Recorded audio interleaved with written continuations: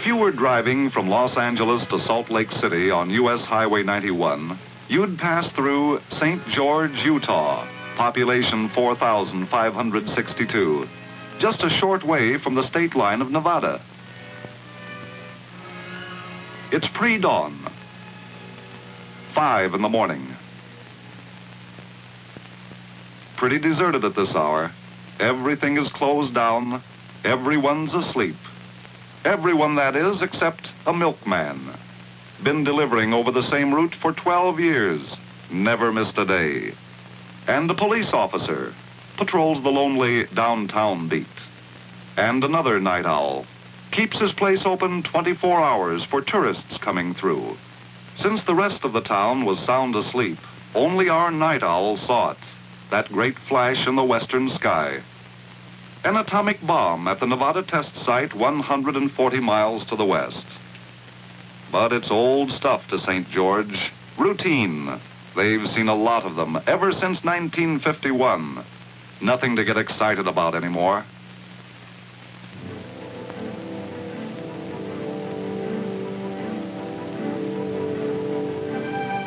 As this thriving community went about its business, youngsters on their way to school, housewives starting on the chores of the day, merchants opening their doors, and the folks at home listening to the radio program.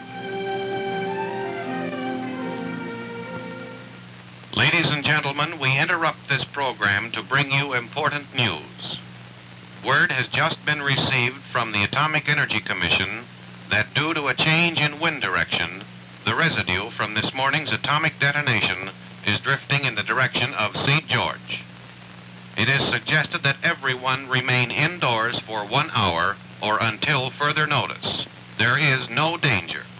This is simply routine Atomic Energy Commission safety procedure. To prevent unnecessary exposure to radiation, it is better to take cover during this period. Parents need not be alarmed about children at school. No recesses outdoors will be permitted. Please stay indoors and advise your friends and neighbors who may not hear this announcement to do likewise. And as the people at St. George took cover, it was natural that some of them had questions about atomic tests. Questions like, why do we have to test bombs? And the answers are found in still another question, the question of national survival.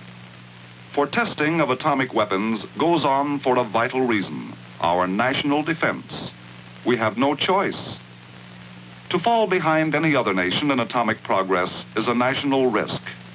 To assure our defense, we have to keep our atomic strength at top level by testing new ideas and principles and applying these principles in weapons.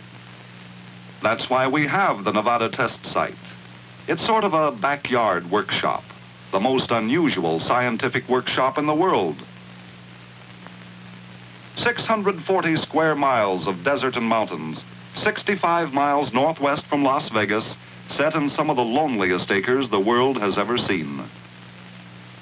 But this barren region is not barren of brains. Some of the outstanding minds of the nation work in this sprawling outdoor laboratory. The scientists who have harnessed this great force and opened the door to the atomic age. The military men who may have to apply this force in the defense of our nation. Technicians who assemble the complex instruments and equipment. And lots of others who build, who plan, who record, who maintain security, and the countless tasks essential to this important project. These men are here for a vital purpose. Since we have no atomic monopoly, we must continue to increase our knowledge of atomic weapons to guarantee maximum military atomic strength. But naturally, the folks in St. George, as they look upon their silent city, wonder why weapons are tested inside the United States instead of the far Pacific area. The answer is, we need both testing areas. In the vast, isolated reaches of the mid-Pacific, we test weapons of tremendous strength. Only smaller bombs are tested inside the United States. These smaller devices, just as important to America's weapons strength as the larger ones, could not be tested so quickly if they had to be taken to the Pacific Proving Ground about 5,000 miles from our western coast. A Pacific test is quite a job. Past operations out there involved 9,000 men, like 2 complete cities of St. George, and food and supplies to maintain those men. Obviously, an operation like this takes time, months and months of time, while atomic progress waits. So our need is pressing for a nearby test site, a place where nuclear tests can be made frequently, quickly, and more economically. And thus, in 1951, the Nevada test site was set up for the first in a series of continental tests that are part of our continuing atomic program. Because the Nevada test site is close in, scientists conduct a test on one day and return to their laboratories on the next to start evaluating results immediately. This greatly speeds up our weapons development program. Those problems that cannot be solved in a laboratory are taken to the outdoor workshop in Nevada. This is called Ground Zero. Around this center point of the explosion are located instruments and equipment that are part of diagnostic experimentation, which is scientific language meaning, well, what happened? Did the idea work? And as you might expect, there are some humdingers in the way of gadgets. Some we cannot describe for security's sake. Some we can mention, like the high-speed camera that takes pictures at 1/3 of a second, or the instruments that measure heat in millions of degrees and a light intensity hundreds of times brighter than the sun. Scientists must know exactly what occurs before, during, and after a nuclear explosion. While most field tests are held largely to answer the questions of the scientists, these tests are also designed to answer as many other questions as possible. The armed forces, for instance, they've got to know. Military scientists conduct experiments to record and evaluate effects of atomic weapons. For training purposes, military personnel observe from foxholes. We also need to know if military equipment can take it. All types are positioned at varying distances from ground zero. Structures also play an important part, not only in military studies, but also in civil defense programs to determine blast and heat effects. Family-type dwellings are constructed right on the site. Civil defense is also concerned with the value of automobiles as shelters in an atomic attack. Biomedical tests, using animals such as mice and pigs for research subjects, are conducted to gain important information about radiation effects on cells and tissue. And a lot of other government agencies also set up special tests and experiments. Finally, the work is done.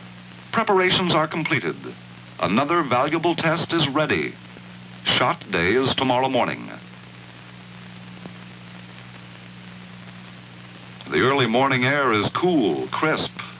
The outdoor laboratory workshop is deserted, silent. A series of activities now proceed on a prearranged schedule. Notice is sent to all nearby communities that the shot will go as scheduled. Planes take to the air for sampling, tracking, and photography. In ample time before the shot, mobile monitoring teams are directed to the path of the radiation fallout as predicted by the weather forecast. At their stations in the control point, perhaps 8 miles from the tower, are the key men of the test, the scientists. To them, this is the payoff, the climax of careful planning and preparation. The test pattern is complete. Attention, please. Minus 15 seconds.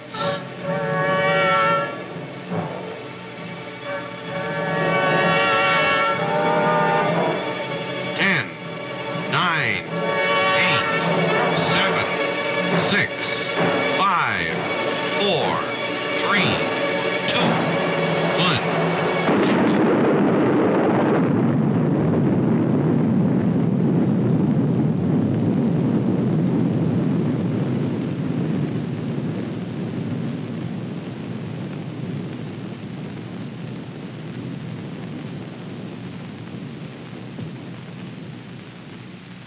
The tower of steel is now only a tower of smoke. This was a civil defense house. Here was the first row of automobiles. This was a tank. This was a jeep. This was a jet plane. This a bomber. These were structures. At the site, radiological safety teams monitor the radiation level. Now, scientists recover instruments that have recorded what you might call the fingerprints of nuclear fission. For these imprints answer questions that will speed our progress in weapon development and efficiency. But is all this difficult work worthwhile? Is the Nevada test site living up to expectations? The answer is yes. We have come a long, long way in a few years. Not only do we have a large stockpile of heavy weapons for our big bombers, but also smaller atomic bombs for jet fighters to carry for tactical purposes, and atomic artillery to support frontline troops.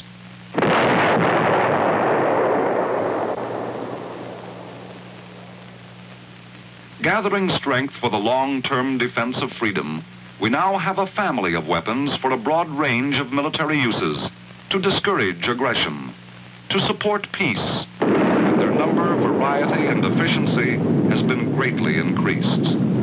Without a continental test site, we would now find ourselves years behind our present atomic development. And this is why the Nevada test site is absolutely essential as a backyard workshop. Okay, so Nevada is important.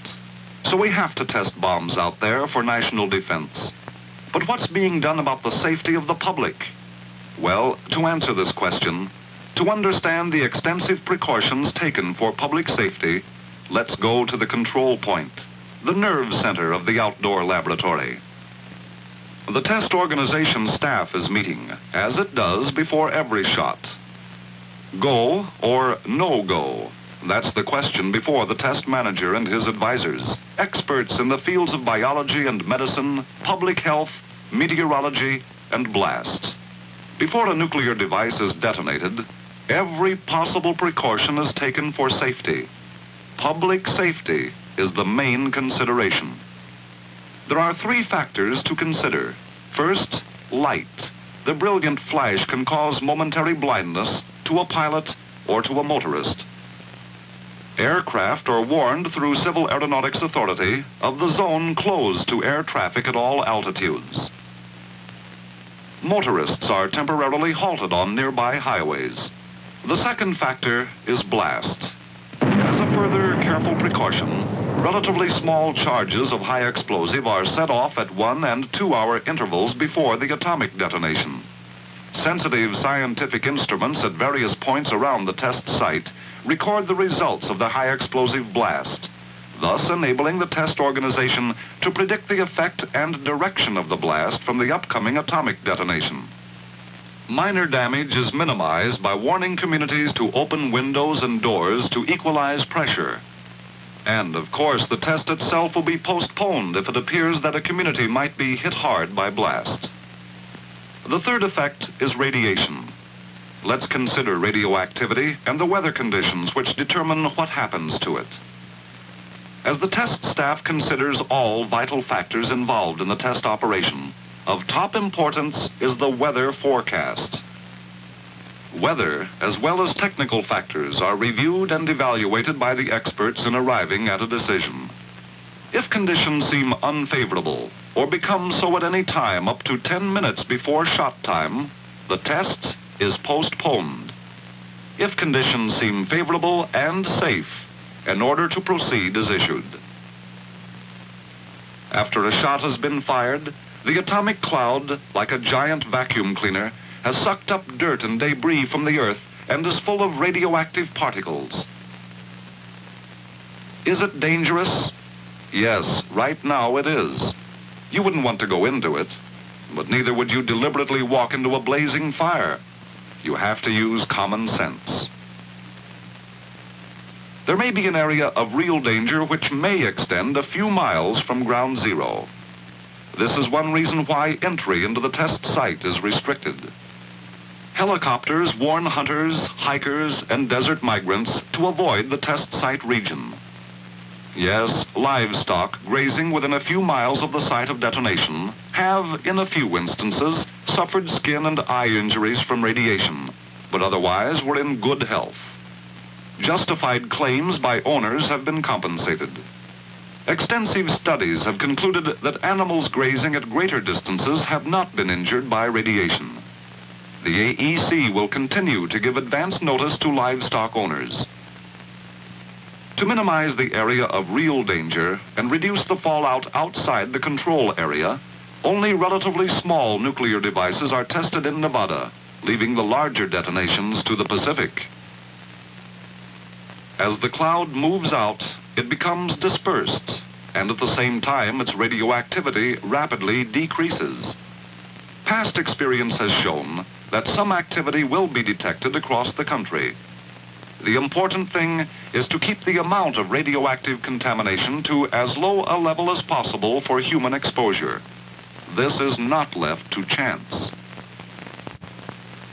At the control point, the path of the cloud is charted with the greatest possible accuracy.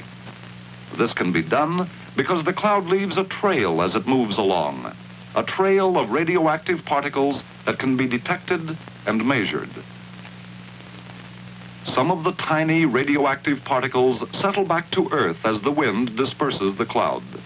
These particles are called fallout.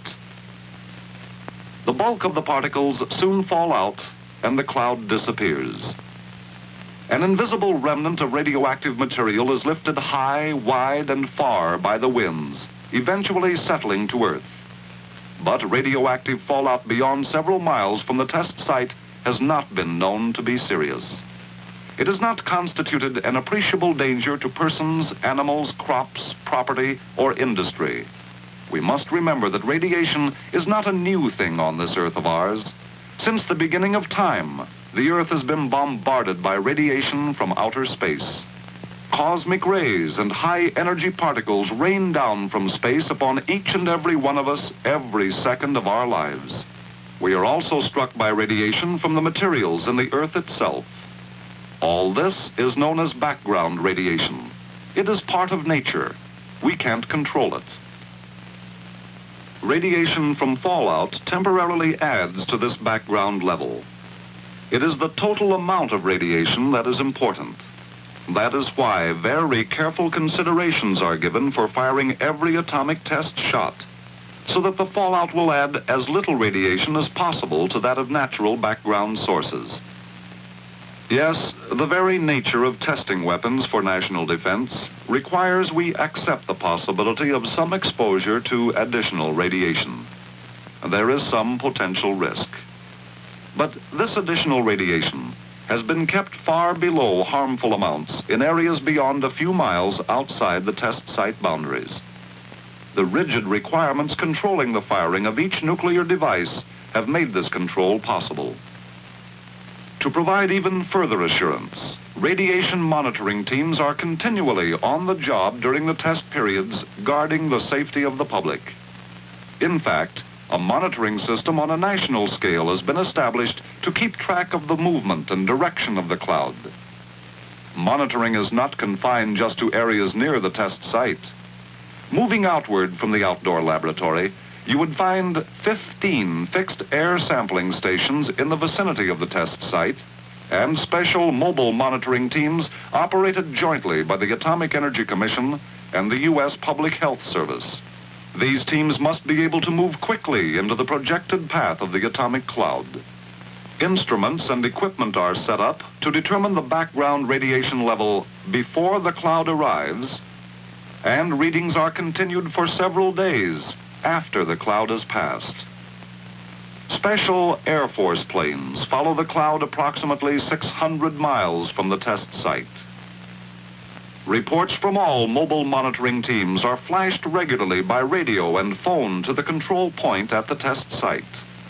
This information is used effectively in many ways, such as keeping public health officials informed in the states adjacent to the test site. Through the cooperation of about 100 U.S. Weather Bureau stations, Samples of the atomic cloud are collected on gummed paper throughout the United States and sent to AEC's Health and Safety Laboratory in New York City for counting. These samples from many localities of the United States are processed, and at a glance we know how much fallout dropped in every section of the country. This information is for the use of health authorities, research people, scientists, industry using sensitive materials. It is given to the U.S. Weather Bureau, whose meteorological specialists further evaluate and analyze the fallout reports. These reports, incidentally, are extremely useful to meteorologists in the study of wind currents and the movement of air masses. Radiation in the air acts like dye placed in water. It can be traced. Its direction and speed can be recorded. Some people think atomic bombs can affect the weather. Following extensive studies, no relationship between atomic detonations and weather has been established. An atomic bomb is puny compared to the forces of nature and is completely lost in the vast oceans of the sky. What then was the story at St. George? Here are the facts. The go or no-go meeting, after carefully reviewing all factors, found conditions were favorable. The go-ahead signal was given and the shot fired the following morning. The predicted path of fallout was to the south of the city. Then the local wind changed. The cloud approached the city.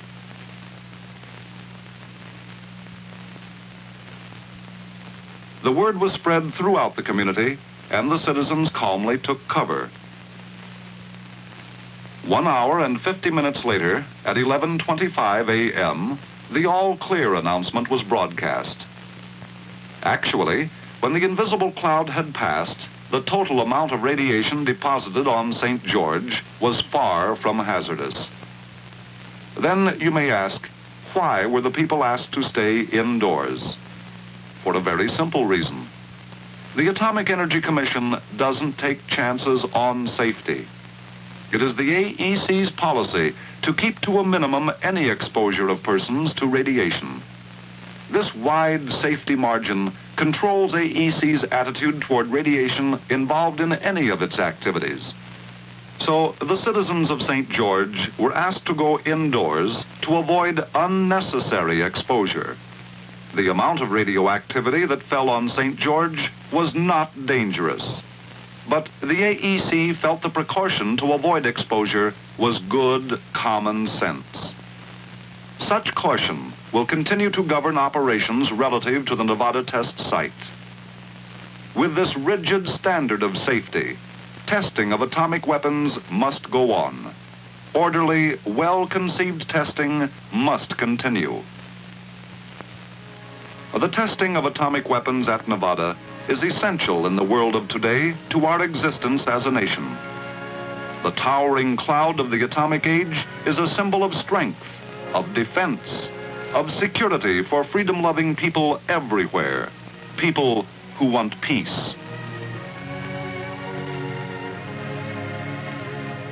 For as President Eisenhower has pointed out to all the world, this country, which is building a full-scale atomic power plant, wants nuclear energy to serve the needs of mankind, deeply desires and is working to help create an international atomic energy agency to adapt nuclear energy to all the arts of peace.